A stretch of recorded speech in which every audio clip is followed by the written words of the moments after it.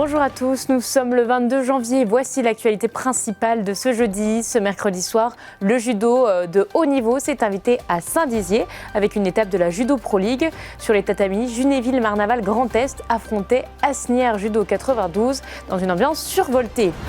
Voici les autres titres. À Chaumont, il existe un dispositif Impulséo qui permet aux adultes qui n'ont jamais appris à nager ou ceux qui ont peur de l'eau de réapprendre à s'adapter à cet environnement et de développer une nage sécurisée.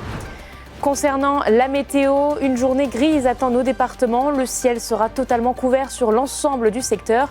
Les températures resteront fraîches pour la saison avec des maximales oscillant entre 7 et 9 degrés. Ce mercredi, la Judo Pro League a animé la cité bragarde. Des combats acharnés entre les sportifs de haut niveau, de l'équipe de Junéville-Marnaval Grand Est et d'Asnières Judo 92. Ils se sont déroulés devant un public bien présent pour les encourager. Une soirée conviviale et festive avec pour finalité la victoire. Reportage de Janice Gallard. Ils s'échauffent une dernière fois avant de prendre place sur les tatamis. Les gradins se remplissent de supporters prêts à donner de la voix. Au bout de quelques instants de préparation, les équipes se présentent enfin au public en musique.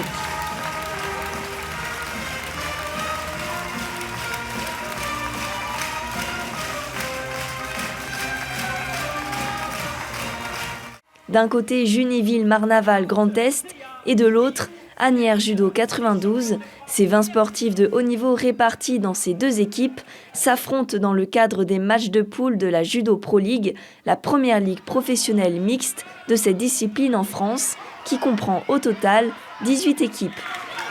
Un événement qui a pour objectif de professionnaliser ce sport, mais aussi de l'initier aux plus jeunes. Cette rencontre ce soir est décisive puisque nous rencontrons Asnières et nous sommes ex aequo avec ce club avec 2 victoires et une défaite sur les 3 premières journées et le gagnant poursuivra l'aventure en quart de finale. Donc dans un premier temps on attend le plus grand soutien du public et puis ce qu'on souhaite aussi c'est donner une visibilité à notre sport. Et puis aussi donner l'envie aux jeunes enfants de se dire ben voilà, le judo pourquoi pas moi, et donner quelque chose du très haut niveau en province à Saint-Dizier ce soir. D'une durée de 5 minutes, les combats s'enchaînent rapidement et chaque judoka donne le meilleur pour décrocher la victoire. Les affrontements sont serrés et tiennent en haleine le public qui hurle les noms des sportifs et les encourage. À chaque combat remporté, c'est l'euphorie.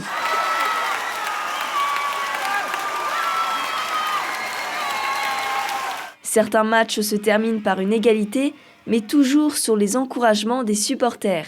Donc en fait, ce qui est difficile pour moi, c'est que je ne combats pas dans ma catégorie de poids initiale. Moi, normalement, je combats en moins de 48 kg et là, pour les équipes, ça n'existe pas.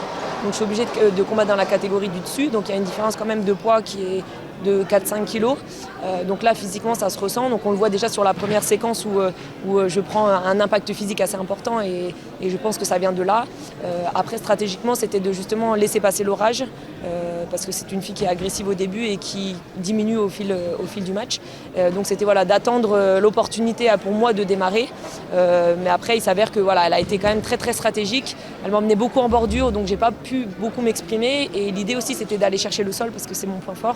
Et effectivement, le fait d'être en bordure faisait que je pouvais pas engager au sol. J'ai eu une occasion un peu à la fin du combat où ça aurait pu pencher en ma faveur. Mais du coup, ça manquait un peu d'impact et un peu de travail au sol pour pouvoir aller marquer. Franchement, c'était énorme. Et c'est ce que j'ai dit, c'est la première fois que je rentre dans une salle où j'ai les frissons. Et pourtant, des compètes, j'en ai fait. Mais là, le fait de combattre à la maison, devant ses proches, avec vraiment un public proche, parce que c'est pas comme dans les grandes salles où il y a vraiment une distance entre nous. Là, on est vraiment très collé avec le public et en fait, on ressent cette énergie et franchement, c'était incroyable. Donc moi, je combattais en dernier de la première phase. Et du coup, c'était un combat stressant. Il y avait un partout à ce moment-là. Donc, il fallait vraiment pas amener l'équipe avec un point de retard à la pause. Donc, c'était un combat assez fermé, assez stressant. On était tous les deux, je pense, dans l'optique de surtout pas perdre et au mieux à essayer de gagner. Donc, c'était un combat assez fermé quand même. Mais on a fait notre mieux pour apporter le point à l'équipe. On a toujours quelqu'un qui nous pousse derrière nous. À chaque fois qu'on a une pause, on entend tout le monde t'encourager. Donc, c'est vrai que ça apporte toujours un plus. On se sent vraiment poussé, on sent plus la fatigue. Et on n'a qu'une envie, c'est de rendre tout le monde heureux en gagnant. Après 2 heures d'affrontement, le verdict tombe. C'est une victoire pour Juniville-Marnaval Grand Est qui décroche la place pour le quart de finale. Un objectif atteint pour ces sportifs qui espèrent aller le plus loin possible dans la compétition. Au centre aquatique de Chaumont, le programme Impulséo propose 10 séances destinées aux adultes qui n'ont jamais appris à nager ou qui ont développé une peur de l'eau. Encadrés par une maître nageuse formée spécifiquement, les participants avancent progressivement à leur rythme pour comprendre les bases de la nage, apprendre à avoir confiance en eux et surtout développer une nage sécurisée. C'est un dispositif bienveillant, loin de la performance, qui permet de faire des progrès. Regardez ce reportage de Célia Richard. Ici, l'eau devient un lieu de confiance et de dépassement. Le programme Impulséo accompagne des adultes qui souhaitent apprivoiser l'élément aquatique, souvent pour la première fois. Un dispositif bienveillant et progressif qui vise à faire évoluer les participants. La sphère 1, c'est vraiment d'enlever toutes ces idées reçues qu'on a à travers cet environnement qu'on a souvent démontré comme dangereux, alors qu'il ne l'est pas si on le connaît, si on se l'approprie. Donc à enlever effectivement toutes ces mauvaises idées et aussi à enlever les mauvaises expériences, parce que souvent il y a des gens qui ont eu des mauvaises expériences avec l'environnement, donc à dédramatiser tout ce qu'il y a eu dans le vécu et à mettre quelque chose d'agréable à ça. Pendant 10 séances, les participants avancent à leur rythme, aucun jugement, aucune pression, juste une progression adaptée, centrée sur les sensations et la confiance en soi. Moi, c'est pour éviter de paniquer quand je suis dans l'eau. J'aime bien être dans l'eau, mais je panique. Donc là, je suis rassurée à apprendre à respirer. Moi, c'est la même chose. J'étais pas du tout à l'aise dans l'eau et donc j'ai vu que ce stage était mis en place. Je l'ai découvert par la semaine bleue. Je vois une nette amélioration. Je suis beaucoup plus à l'aise déjà. Chaque jour, il y a de la progression. Je suis très contente. Pour ces femmes, Impulséo est bien plus qu'un simple cours de natation. C'est une parenthèse, un espace où l'on apprend à dépasser ses appréhensions et parfois même à se dépasser soi-même.